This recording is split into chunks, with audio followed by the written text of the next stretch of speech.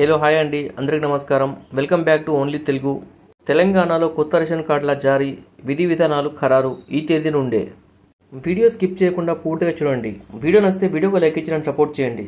ఇక వివరాల్లోకి వెళ్తే, తెలంగాణలో కొత్త రేషన్ కార్డులు, ఆరోగ్యశ్రీ హెల్త్ కార్డుల జారీ కోసం ప్రభుత్వం కీలక నిర్ణయం తీసుకుంది. జారీ ప్రక్రియ, నియమ నిబంధనల కోసం మంత్రివర్గ ఉపసంఘాన్ని ఏర్పాటు చేసింది. ఈ కేబినెట్ సబ్ కమిటీకి తెలంగాణ సివిల్ సప్లై శాఖ మంత్రి ఉత్తమ్ కుమార్ రెడ్డి చైర్మన్గా వ్యవహరించనున్నారు. రెవెన్యూ శాఖ మంత్రి పొంగులేటి శ్రీనివాసరెడ్డి, వైద్య ఆరోగ్య శాఖ మంత్రి దామోదర్ రాజనరసింహలను సబ్ కమిటీ సభ్యులుగా నియమించారు. ఈ మేరకు రాష్ట్ర ప్రభుత్వం గురువారం ఆగస్టు 8న ఉత్తర్వులు జారీ చేసింది. కాగా కొత్త రేషన్ హెల్త్ కార్డులను వేర్వేరుగా ఇస్తామని రేవంత్ ప్రభుత్వం ఇప్పటికే ప్రకటించింది.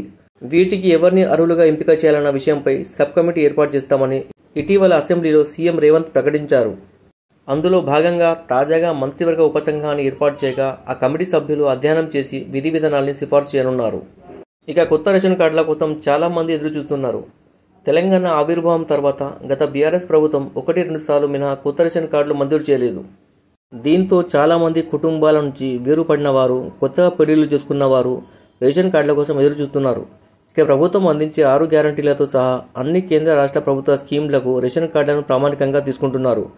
దీంతో రేషన్ కార్డులు లేని వారు ఆందోళనకు గురవుతున్నారు. ప్రస్తుతం తెలంగాణలో 89 లక్షల పైచిలుకు రేషన్ కార్డులు ఉన్నాయి.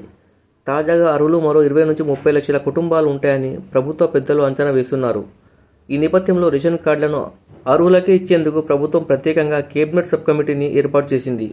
ఇప్పటికే ప్రజాపాలన ద్వారా అర్హుల నుంచి దరఖాస్తులు స్వీకరించగా విధి విధానాలు ఖరారైన తర్వాత కార్డులు మంజూరు చేయనున్నారు.